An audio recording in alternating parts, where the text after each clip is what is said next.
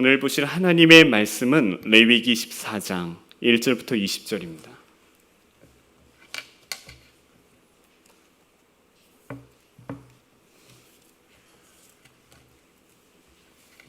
오늘 보실 하나님의 말씀은 레위기 14장 1절부터 20절입니다.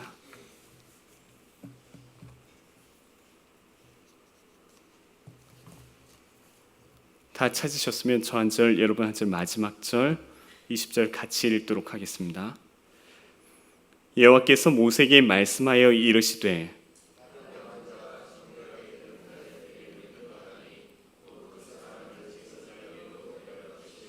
제사장은 진영에서 나가 진찰할지니 그 환자에게 있던 나병 환부가 나았으면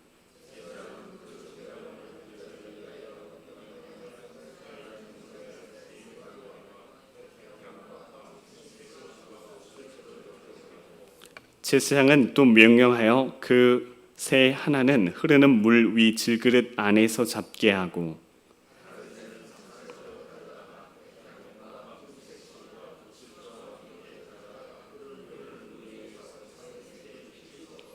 나병에서 정결함을 받을 자에게 7번 뿌려 정하다고 그 살아있는 새는 들에 놓을지며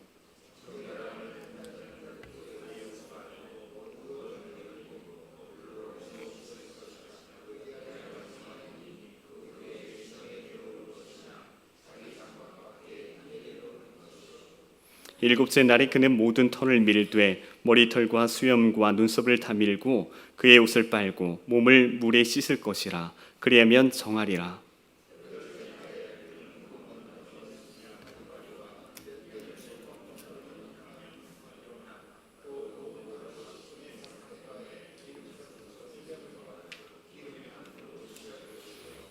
정결하게 하는 제사장은 정결함을 받을 자와 그 물건들을 회막문 여호와 앞에 두고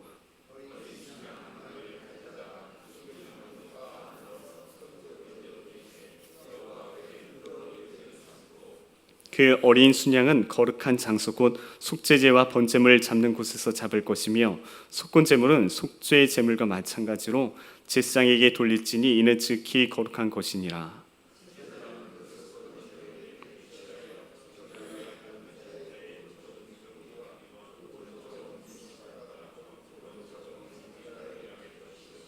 제사장은 또 그 한 록의 기름을 취하여 자기 왼쪽 손바닥에 따르고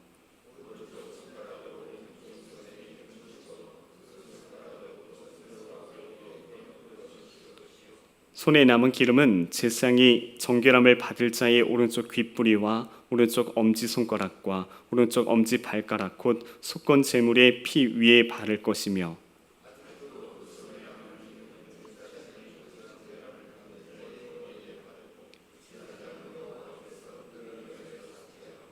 또 제사장은 속죄제를 드려 그 부정함으로 말미암아 정결함을 받을 자를 위하여 속죄하고 그 후에 번제물을 잡을 것이요 제사장은 그 번제와 소제를 제단에 드려 그를 위하여 속죄할 것이라.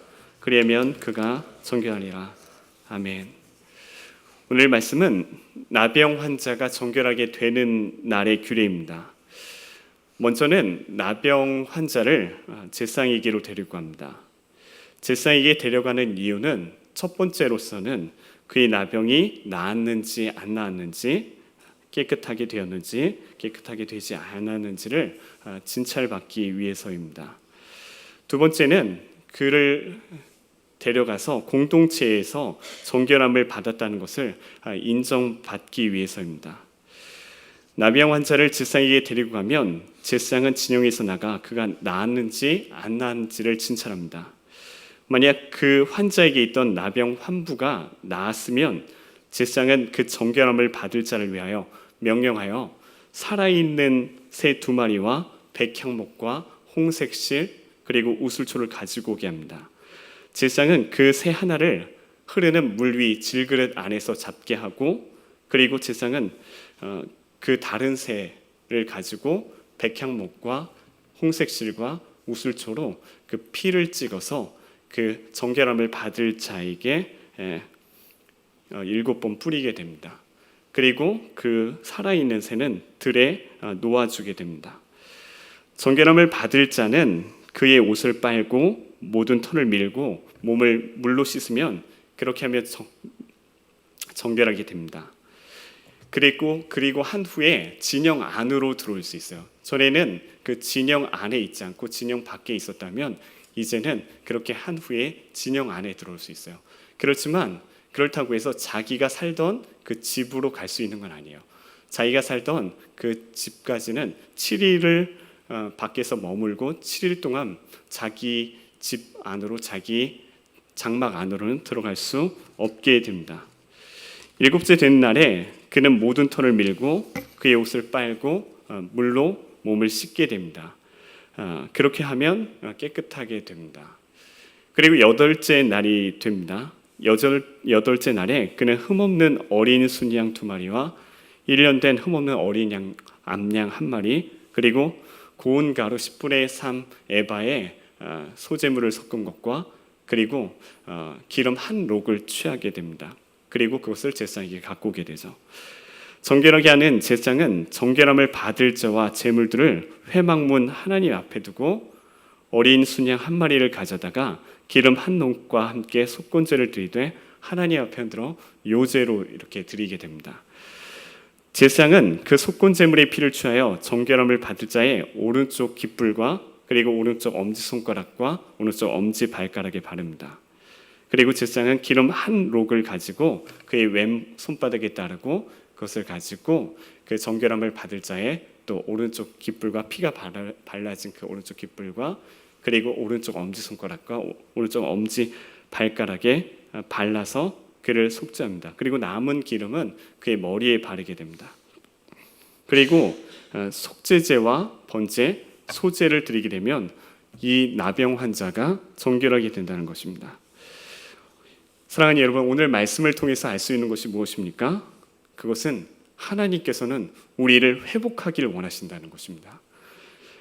하나님께서는 우리를 회복하기를 원하시고 우리가 죄가 용서받고 공동체 안에서 그리고 회복되기를 원하신다는 것입니다. 예수님께서 나병과 같이 죄로 인해 더러진 우리들을 위해서 예수님의 피로 용서하여 주시고 우리를 깨끗하게 하여 주셨습니다. 예수님께서는 우리는 나병 환자처럼 이전에는 이스라엘 밖에 있었고 그리스도 밖에 있었고 약속의 언약에 대해서는 외인이고 세상에서 소망도 없고 하나님도 없는 자였는데 이제는 그리스도 예수 안에서 예수 그리스도의 피로 우리가 하나님과 가까워졌다는 것입니다. 아멘.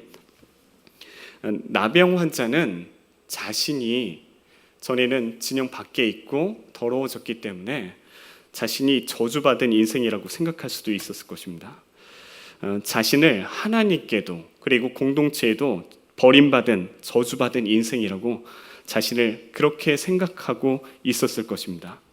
그런데 하나님께서는 우리에게 우리가 저주받은 인생이 아니라 복받은 인생 그리고 복 있는 인생이라고 말씀하고 계십니다. 우리가 복받은 하나님의 자녀라고 말씀하고 계십니다.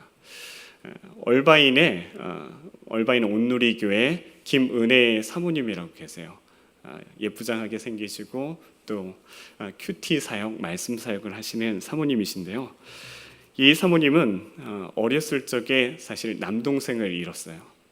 그리고 자신이 이제 컸었을 때 어머니까지 잃어버리게 된 거예요. 이 사모님은 자신이 저주받은 인생이라고 생각했어요. 자신의 삶에 이렇게 어려운 일이 당하게 되고 자신의 남동생이 사랑하는 남동생이 어렸을 때 죽게 되고 자신이 청년이 되었을 때 어머니마저 죽게 되니 정말 자신의 인생이 저주받은 인생이라고 생각했어요. 그런데 예수님께서 나병 환자를 고치시는 그 말씀을 깊이 묵상하게 되다가 이분은 하나님의 은혜를 경험하게 됩니다. 예수님께서 나병 환자를 불쌍히 여기시며 손을 내밀어서 나병 환자를 만지시고 내가 원하노니 깨끗함을 받으라고 말씀하세요. 그런데 나병 환자를 고치실 때 예수님께서는 그냥 말씀으로만 고치실 수도 있는데 그렇게 하지 않으시고 자신의 손을 그 더러운 몸에 얹어주세요. 그때 이 나병 환자가 어떻게 느꼈을까요? 전에는 내가 저주받은 인생인데 내가 하나님의 사랑받는 인생이라고 느꼈을 거예요. 이 말씀을 깨닫고 이 사모님도 내가 여태까지 내 인생이 이런 어려운 일을 겪었기 때문에 저주받은 인생이라고 생각했는데 그것이 아니라 내가 하나님께 사랑받는 존귀한 인생이라는 것을 깨닫게 됩니다. 사랑하는 여러분, 예수님께서는 우리가 회복되기를 원하십니다. 예수님께서는 십자가로 우리의 모든 죄를 용서해 주고 회복하여 주셨어요. 우리의 하나님과의 관계를 회복하여 주셨어요.